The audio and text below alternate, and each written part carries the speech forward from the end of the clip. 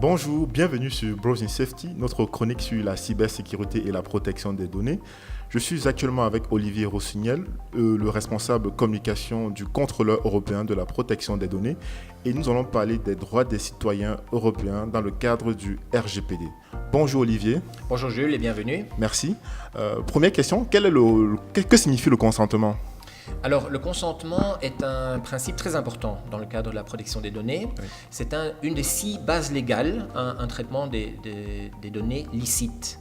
Donc le consentement, je pense qu'il est assez simple, c'est-à-dire que je suis responsable de traitement et je demande le consentement, donc l'autorisation à la personne concernée dont je vais collecter d'abord et traiter les données personnelles, de pouvoir le faire. D'accord. Dans le cas du newsletter, par exemple, comment peut se manifester un consentement ? Alors là, c'est relativement simple. Tu es intéressé par mes services, oui. Tu me fais une demande, je t'envoie ma newsletter et je te permets à tout le moment de dire oui, je souhaite continuer à la recevoir ou non. Un autre exemple, c'est tu vas faire tes courses dans une société X. La société X a le droit de te demander, de t'envoyer un email en te disant est-ce que vous voulez devenir membre pour recevoir ma newsletter, et toi tu peux dire oui ou non. D'accord. Et le RGPD prévoit également le droit à la portabilité. Que signifie droit à la portabilité ? Alors le droit à la portabilité est un droit nouveau. Oui. Le consentement n'était pas un droit nouveau. D'accord. Le droit à la portabilité prévaut que tu peux demander à un prestataire de service de récupérer tes données personnelles puisqu'elles t'appartiennent et de les transférer à un autre service. Je prends un exemple, oui. Je suis sur un réseau social X, je souhaite le quitter parce qu'il ne répond plus à mes objectifs ou à ma tranche d'âge. Je peux récupérer mes données personnelles et les envoyer au réseau social Y que j'ai choisi, oui. À partir du moment où c'est techniquement possible. D'accord. Et le règlement prévoit également le droit à la rectification, donc on peut rectifier ces données au sein par exemple d'un réseau social, c'est bien ça ? Alors c'est un droit qui existait préalablement également. C'est un droit important parce qu'à partir du moment où j'ai un contrat avec une société et qu'à un moment donné, après un certain temps, je me rends compte que mes données personnelles ne sont plus à jour, oui. J'ai le droit d'accès et le droit de demander à la société de corriger, donc de rectifier mes données personnelles. Et éventuellement le droit à la suppression ?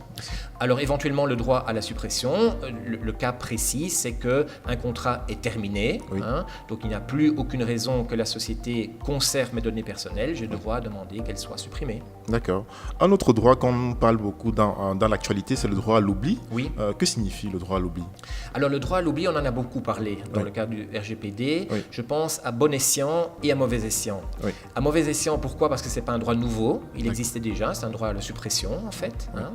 Et à bon escient, pourquoi ? Parce qu'avec les nouvelles technologies, avec les services en ligne, le droit à l'oubli est de plus en plus important pour une personne concernée. Je prends un autre exemple, j'ai je suis locataire, oui. Donc j'ai un propriétaire, j'ai un différend juridique avec lui, donc il me réclame 3 mois de loyer non payé. Oui.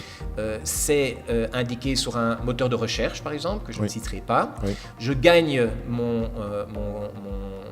mon affaire juridique devant les tribunaux par rapport à lui, oui. J'ai le droit de demander au moteur de recherche d'enlever le fait que j'ai 3 mois de garantie non payée auprès de ce propriétaire. D'accord.